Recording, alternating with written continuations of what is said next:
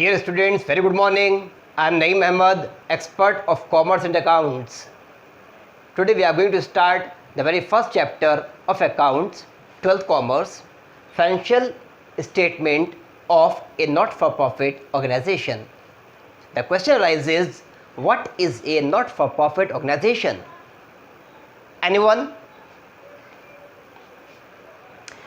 A not-for-profit organization is an organization which is established with the sole objective of service,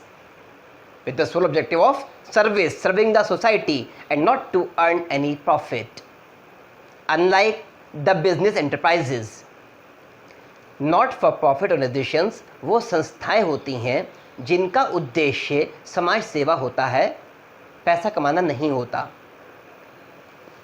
जो organisation समाज सेवा करती है, like charitable trust, religious organisations, hospitals, schools, colleges, universities etcetera and so on and so fourth, जो समाज सेवा करती हैं जिनका उद्देश्य समाज को समर्पित रहने का होता है, वो कहलाती हैं नॉट फॉर प्रॉफिट ऑर्गेनाइजेशन।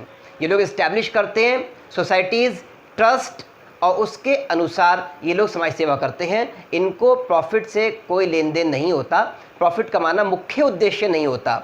जब हम व्यापार करते हैं तो वहाँ पर हमारा मुख्य उद्देश्य पैसा कमाना होता है। The main objective of a business enterprise is to earn profit and to maximise their profits and wealth. यहाँ ऐसा नहीं होता। यहाँ चैप्टर का नाम है financial statements of not for profit organisation. Financial statement आपको याद होगा, आपने 11th क्लास में चैप्टर 19 में पढ़ा था फाइनेंशियल स्टेटमेंट। यहाँ पर भी फाइनेंशियल स्टेटमेंट है, means the balance sheet. So what is the difference? भाई हम जब व्यापार कर रहे हैं तब भी हम अकाउंट मेंटेन कर रहे हैं, व्यापार नहीं कर रहे हैं तब भी हम अकाउंट मेंटेन कर रहे हैं। ये ऑर्गेनाइजेशन, ये संस्था जो हमने बनाई है या हम बनाते हैं, यहाँ पर हम कोई व्यापार नहीं कर रहे होते। हमारा माल ख़रीदना, माल बेचना, पैसा कमाना, प्रॉफिट अर्न करना, अपनी वेल्थ को मैक्सिमाइज करना, ये हमारा मेन मोटिव नहीं होता। लेकिन फिर भी हमें अकाउंट्स मेंटेन करने होते हैं। अकाउंट्स क्यों मेंटेन करते हैं? अकाउंट इसलिए मेंटेन करते हैं जिससे कि फ्यूचर में हम रिकॉर्ड्स को अपने देख सकें। सो डियर स्टूडेंट्स, ये आपका हुआ फर्स्ट ऑब्जेक्टिव कि आप रिकॉर्ड आगे कभी भी देख सकें, इसलिए आप रिकॉर्ड मेंटेन करते हैं। Second thing, taxation point of view से आप रिकॉर्ड मेंटेन करते हैं। टैक्स अथॉरिटीज़ को आपको रिकॉर्ड शो करने होते हैं, प्रेजेंट करने होते हैं। And third thing, most important thing, जब आप इनकम एंड एक्सपेंडिचर अकाउंट बनाते हैं तो आपको चाहिए होता है सरप्लस या deficit, to know the exact amount of surplus और deficit use to prepare your accounts. So अब अकाउंट कौन कौन से बनाए जाते हैं? Accounts which are required to be prepared under the not for profit organisation. The first one is receipt and payment account. Receipt और payment account क्या होता है? It is account which is prepared to record all the cash inflows and cash outflows of A NGO। किसी भी not for profit organisation के अंदर एक साल के अंदर या एक पर्टिकुलर पीरियड ऑफ टाइम के अंदर कितना पैसा आया और कितना गया, ये कैलकुलेट करने के लिए, और साथ में ये कैलकुलेट करने के लिए कि ओपनिंग बैलेंस ऑफ कैश कितना लेकर चले थे और क्लोजिंग बैलेंस ऑफ कैश कितना है, ये सब कैलकुलेट करने के लिए हम बनाते हैं receipt and payment account. It is just similar to cash account which is prepared और the cash book which is prepared in normal business enterprise. वहाँ पर कैश बुक बनती है, सिंपल कैश बुक, डबल कॉलमदार cash book, triple column cash book. यहाँ पर हमारा बनता है रिसीट एंड पेमेंट अकाउंट। हम क्लोजिंग बैलेंस निकालते हैं, closing balance of cash and closing bank balance. वहाँ पर क्या निकलता है? यही चीज़ें कैलकुलेट होती हैं। यहाँ पर भी सेम कैलकुलेट होता है, closing balance of cash and closing balance of bank. उसके बाद हम बनाते हैं रियल, ये हमारा जो है रिसीट एंड पेमेंट अकाउंट, ये हमारा होता है real account in nature. Second thing हम बनाते हैं इनकम एंड एक्सपेंडिचर अकाउंट। ये होता है नॉमिनल अकाउंट बाय नेचर। ये होता है जैसे कि बिजनेस में हम बनाते हैं प्रॉफिट एंड लॉस अकाउंट, ऐसे ही यहाँ पर बनाया जाता है इनकम एंड एक्सपेंडिचर अकाउंट। यहाँ पे डेबिट साइड में हम रिकॉर्ड करते हैं all the expenses, credit side में हम रिकॉर्ड करते हैं ऑल द इनकम। अब हम कैलकुलेट करते हैं, दोनों को हम कंपेयर करते हैं साइड्स को, the total of both the side are calculated. अगर हमारा एक्सपेंडिचर एक्सीड करता है over income, then there is deficit, not the loss. Business में क्या होता है? लॉस होता है। यहाँ लॉस नहीं होता, यहाँ डेफिसिट होता है, यानी पैसा कम पड़ गया। आमदनी कम हुई थी, खर्चा ज़्यादा हुआ, पैसा आपका कम पड़ गया। अगर आपकी इनकम एक्सीड करती है ओवर एक्सपेंडिचर मीन्स आपके पास पैसा अभी बच गया, दिस कॉल्ड सरप्लस। फाइनली आप बनाते हैं balance sheet. Balance sheet is prepared to know the financial position of the NGO. आपकी ट्रू फाइनेंशियल पोजीशन क्या है, कितने के एसेट्स हैं, कितना साल के आखिर में कैपिटल फंड आपके पास है, कितनी आपकी लायबिलिटीज़ हैं, ये सब कैलकुलेट करने के लिए आप बनाते हैं अपनी financial statement.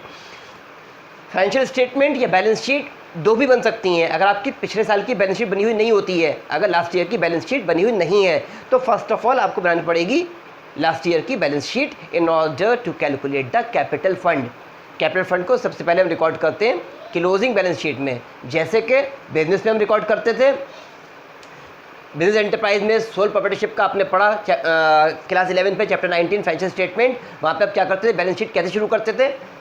Balance sheet start होती है तो हेडिंग पढ़ने के बाद लेफ्ट हैंड पे आप रिकॉर्ड करते थे कैपिटल, प्लस करते थे नेट प्रॉफिट, माइनस करते थे ड्राइंग्स। वो कैपिटल क्या होती थी, वो ओनर की होती थी। हमारे यहाँ ये ओनर का नहीं होता, यहाँ कोई ओनर नहीं होता, सब मेंबर होते हैं। मैं और आप जितने लोग मिलकर सोसाइटी बनाएंगे, ट्रस्ट बनाएंगे, वो सब मेंबर कहलाएंगे, कोई ओनर नहीं होता। इसलिए कैपिटल नहीं कहलाती बल्कि कैपिटल फंड कहलाता है। कैपिटल फंड भी वेरिएट करता है, डिफ़र करता है, घटता है और बढ़ता है। वो हम आगे डिस्कस करेंगे क्यों और कैसे। Accounting for not for profit organisation, इसके फीचर्स क्या होते हैं, विशेषताएं क्या होती हैं इसमें। पहली चीज़ एंटिटी। जैसे कि बिजनेस में आपने देखा कॉर्पोरेट सेक्टर में एक एंटिटी होती है, उसे एक लीगल स्टेटस दिया गया, आइडेंटिफिकेशन दी गई। ऐसे यहाँ पर एनजीओ में भी ये जो हमारी एनजीओ होती है, ये इसका भी लीगल स्टेटस होता है। यहाँ पर भी बिजनेस की तरह हम अलग होते हैं, ये ऑर्गेनाइजेशन अलग होती है। सेकंड थिंग पर्पस, बनाने का मकसद क्या होता है, सर्विस मोटिव। हमारा क्या है, सर्विस मोटिव, समाज सेवा करेंगे, हम पैसा कमाने के लिए नहीं बनाते। थर्ड थिंग ओनरशिप, यहाँ पर किसी की ओनरशिप नहीं होती। अगर मैं कोई एनजीओ बनाता हूँ तो वहाँ पर मैं उसका ओनर नहीं रहूँगा। मैं प्रेसिडेंट बन सकता हूँ, ऑनरी मेंबर बन सकता हूँ, एग्जीक्यूटिव मेंबर बन सकता हूँ, वाइस प्रेसिडेंट बन सकता हूँ, ट्रेजरर बन सकता हूँ, but I will not be the owner of that particular society और ट्रस्ट एक्सेट्रा। बिजनेस में हम ओनर होते हैं। जैसे I am the founder of expert faculty zone, मैं फाउंडर हूँ एक्सपर्ट फैकल्टी जोन का। ये किस पर्पज़ से, पैसा कमाने के लिए। ये क्या है, economic organisation, economic entity, business enterprise. तो इसका बनाने वाला प्रोमोटर, आइडिया प्रोमोटर, पैसा लगाने वाला, ये क्या है, ओनर है, मैं इसका ओनर हूँ। लेकिन यहाँ अगर मैं कोई ट्रस्ट बनाता हूँ, सोसाइटी बनाता हूँ, तो वहाँ कोई ओनरशिप नहीं होगी। फोर्थली प्रॉफिट, मैंने बिजनेस क्रिएट किया, एस्टैब्लिश किया, वहाँ मुझे प्रॉफिट होगा। पर यहाँ एनजीओ में, नॉट फॉर प्रॉफिट ऑर्गेनाइजेशन में प्रॉफिट नहीं होता, सरप्लस होता है। फिफ्थ डोनेशन, हमारे बिजनेसेस में आम तौर पे कोई डोनेशन नहीं देता। यहाँ नॉट फॉर प्रॉफिट ऑर्गेनाइजेशन में डोनेशन मिलती हैं। जो ऑर्गेनाइजेशन चलती हैं उनका चलने का जो सिलसिला होता है, जो बेसिकली एनजीओ रन करती हैं, वो डोनेशन के बेसिस पर ही रन करती हैं। लोग आते हैं, पैसे डोनेट करते हैं, अपने फंड्स डोनेट करते हैं अपने विल पर और वॉलंटरी सर्विस देते हैं। उन लोगों के पैसे से ही ऑर्गेनाइजेशन चलती हैं। कुछ लोग समाज में ऐसे होते हैं जो पैसे से समाज सेवा कर सकते हैं। कुछ लोग ऐसे होते हैं जो फिजिकल हाथ पैर से कर सकते हैं, समय दे सकते हैं। कुछ लोग ऐसे होते हैं अपना समय दे सकते हैं, सिर्फ समय दे सकते हैं। तो अगर हमने कोई सोसाइटी, ट्रस्ट इस्टेब्लिश कर ली, हम उसको चला सकते हैं, हम समाज सेवा कर सकते हैं, हम अपना समय दे सकते हैं, बलिदान दे सकते हैं, योगदान दे सकते हैं, परंतु पैसा पर नहीं है। तुम समाज के बड़े लोगों के पास जाएंगे, रुतबे वाले लोगों के पास जाएंगे, पैसे वाले लोगों के पास जाएंगे, उनसे हम दान पुण्य की बात करेंगे और वो लोग जो है हमें डोनेशन देंगे, उस डोनेशन से हम ये सोसाइटी वगैरह रन करेंगे। तो ये आपके फीचर्स हो गए, ये आपके मीनिंग हो गए, कॉन्सेप्ट हो गए। यहाँ पर हमारा आज का लेक्चर ख़त्म हो जाता है। आगे इसकी टर्मिनोलॉजी क्या है, कौन से टर्म्स यूज़ होते हैं, लीगेसी क्या होता है, डोनेशन के कितने प्रकार होते हैं, सब्सक्रिप्शन क्या होता है, these all things we will discuss later on in our next video. ये हमारी फर्स्ट प्राइमरी वीडियो थी, इसमें इंट्रोडक्टरी सेशन था। अब हमारे जो क्विज़ कॉम्पिटिशन स्टार्ट हो रहे हैं, पहला क्विज़ इसी वीडियो में है, आप क्विज़ देखिए, watch the video till the end, questions के आंसर करिए, हमें आप सेंड करिए अपने आंसर्स expert.facultyzone@gmail.com। कोई भी क्वेरी हो, कोई भी सॉल्यूशन चाहिए, कोई भी नोट्स वगैरह चाहिए, टेस्ट आ रहा है उसके अकॉर्डिंग, आपके स्कूल के अकॉर्डिंग जो भी आपको इन्फॉर्मेशन चाहिए उस सब की इंफॉर्मेशन के लिए, नोट्स के लिए, पर्टिकुलर टॉपिक कवर करने के लिए आप हमें अपने व्यूज़ देते रहिए।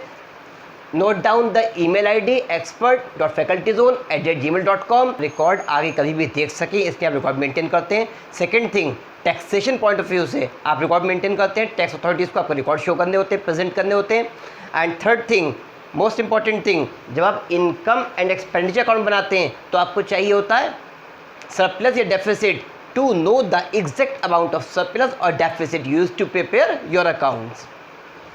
सो अब अकाउंट कौन कौन से बनाए जाते हैं? Accounts which are required to be prepared under the organisation. The first one is receipt and payment account. Receipt और पेमेंट अकाउंट क्या होता है? It is account which is prepared to record all the cash inflows and cash outflows of ए। तो आइए दोस्तों हम start करते हैं quiz competition, the very first quiz competition of expert faculty zone. First question is before you, who is the founder of expert faculty zone? Who is the founder of Expert Faculty Zone? Question number 2. Who is the father of scientific management?